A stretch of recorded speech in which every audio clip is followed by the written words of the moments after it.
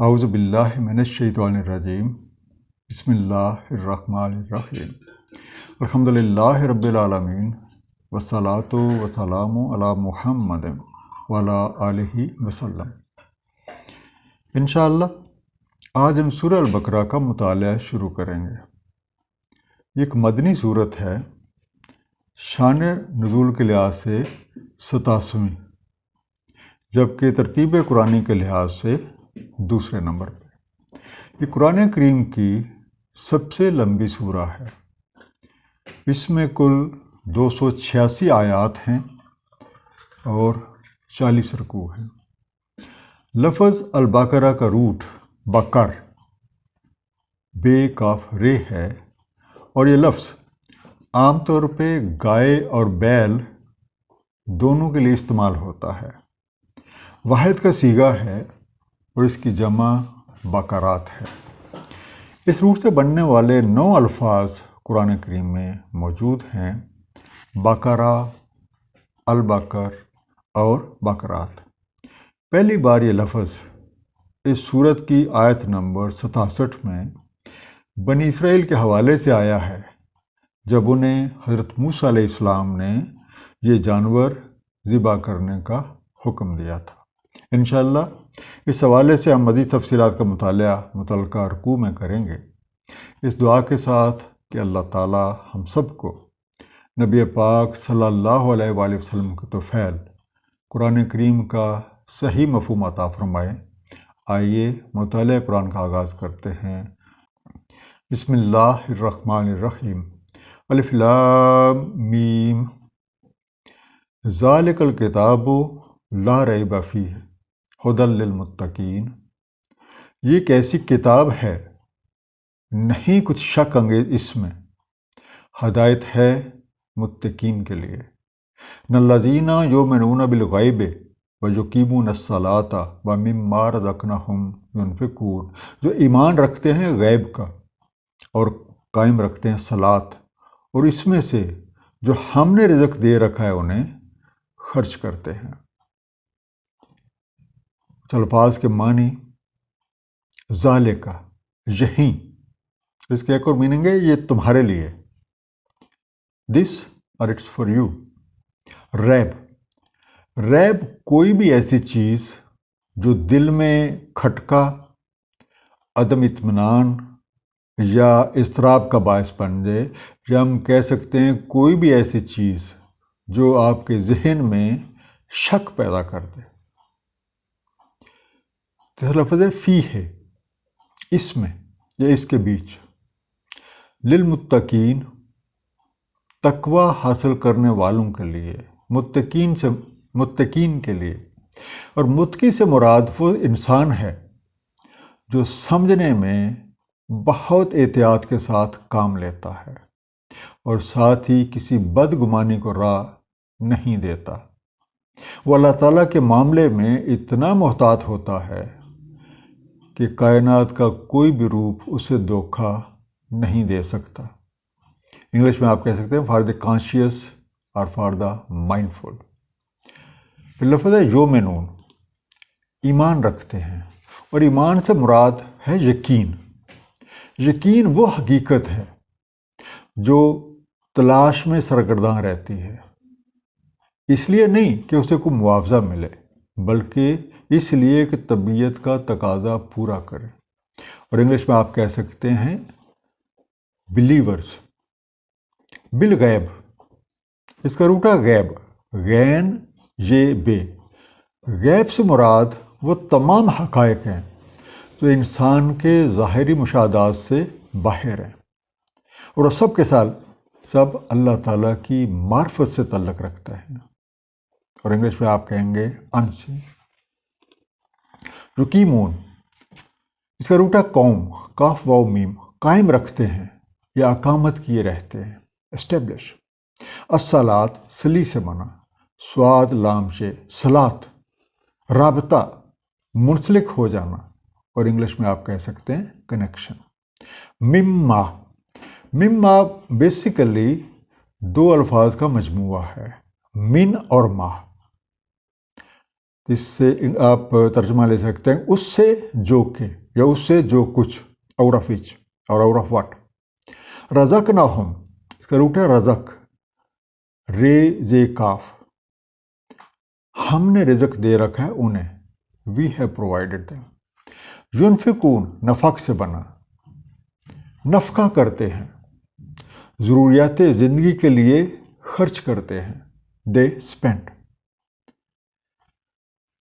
اب یہ سورہ بقرہ الف لام میم اس سے شروع ہو رہی ہے. یہ جو 3 الفاظ ہیں انہیں کہا جاتا ہے حروف مقطعات، یعنی قطع کر کے پڑھنا، کہ جتنے بھی حروف ہیں اس میں ان کو الگ الگ سے پڑھنا. اس کے بعد ارشاد ہوتا ہے، یہ جو آیت نمبر 2 اور 3 ہیں، کہ یہ ایک ایسی کتاب ہے جس میں کسی طرح کا کوئی شک و شبہ، وسوسہ یا ابہام نہیں ہے، اور یہ کتاب متقی لوگوں کے لیے ہدایت کا سرچشمہ ہے. مزید ارشاد ہوتا ہے کہ متقی وہ لوگ ہیں جن کا غیب پر یقین ہوتا ہے. اب غیب پر ایمان سے اللہ تعالیٰ پہ یقین قائم ہو جاتا ہے، اور یہ کتاب ان لوگوں کو ہدایت بخشتی ہے کہ وہ جو کچھ بھی خرچ کرتے ہیں اس کے بارے میں یہ کہتے بھی ہیں، وہ یہ جانتے بھی ہیں، اور ان کا یہ ایمان ہوتا ہے کہ ہم جو کچھ خرچ کر رہے ہیں یہ ہمارا اپنا نہیں ہے، بلکہ سب کچھ اللہ تعالیٰ کا دیا ہوا ہے. ان آیتوں سے یہ بات پوری طرح واضح ہو جاتی ہے کہ قرآن کریم کو سمجھنے کے لیے اور قرآن کریم سے ہدایت پانے کے لیے 4 چیزیں بہت ضروری ہیں.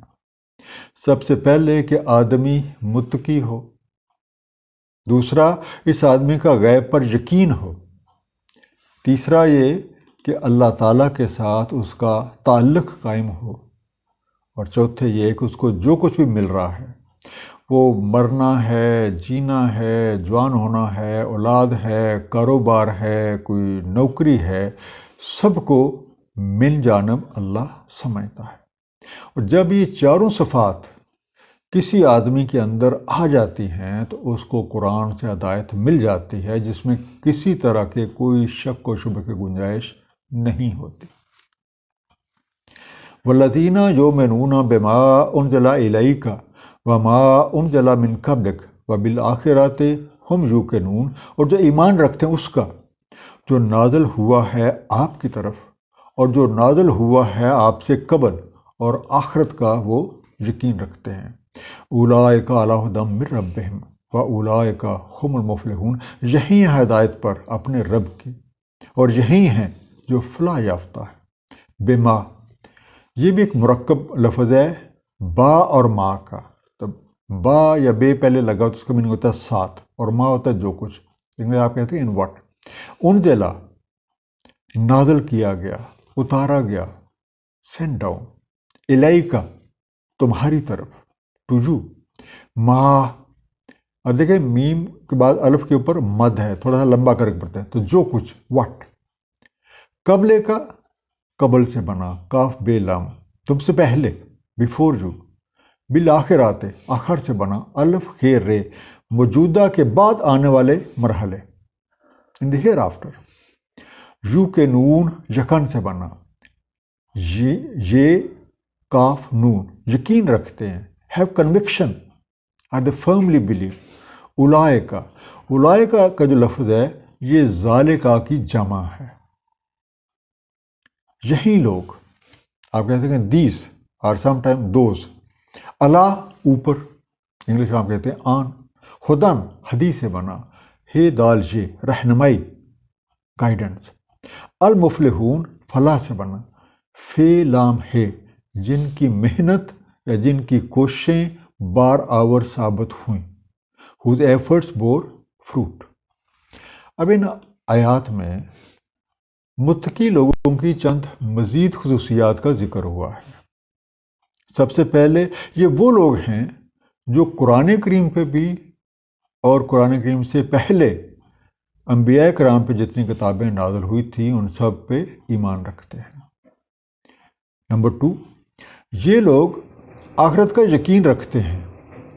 انہیں یہ بات اچھی طرح معلوم ہے کہ مرنے کے بعد ہر انسان کو اپنے اعمال کا حساب دینا ہے، اس لیے یہ اپنی موجودہ زندگی میں اس زندگی کے بعد میں آنے والے مراحل کی خوب تیاری کرتے ہیں، ان کے لیے اچھے اعمال کرنے میں سرگرم رہتے ہیں۔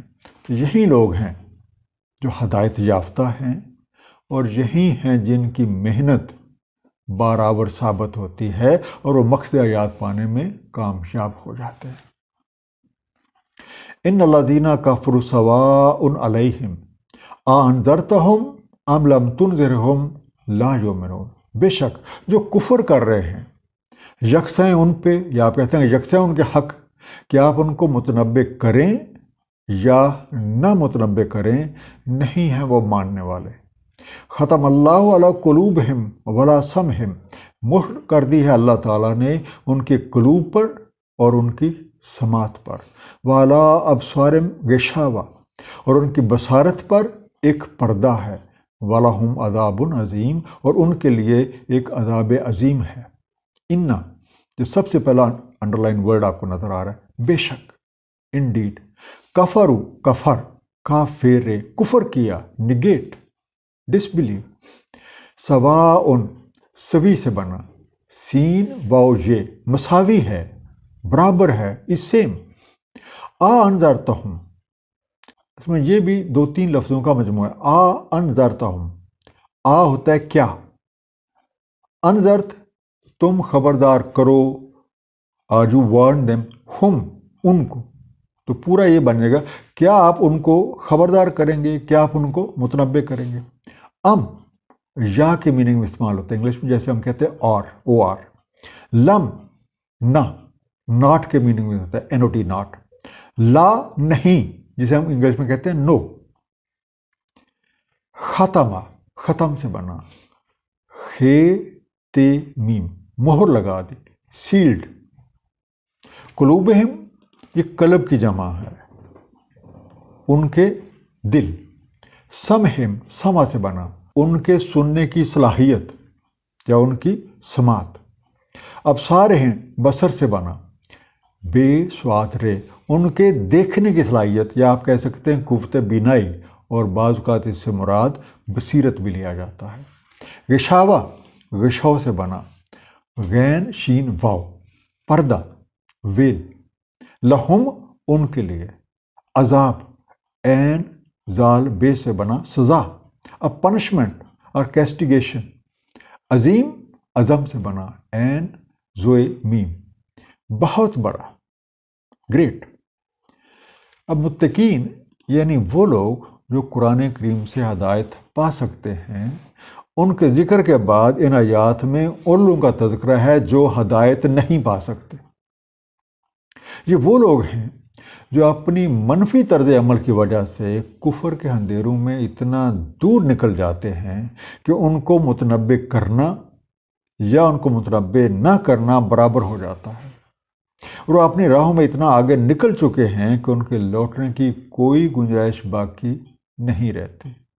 اب آیت نمبر 7 کے مطابق ایسے لوگوں کے دلوں پر اور ان کی سماعت پر اللہ تعالیٰ نے مہر لگا دی ہے، اور ان کی آنکھوں پہ ایک پردہ پڑ چکا ہے، اور ان کا انجام ایک سخت عذاب ہے۔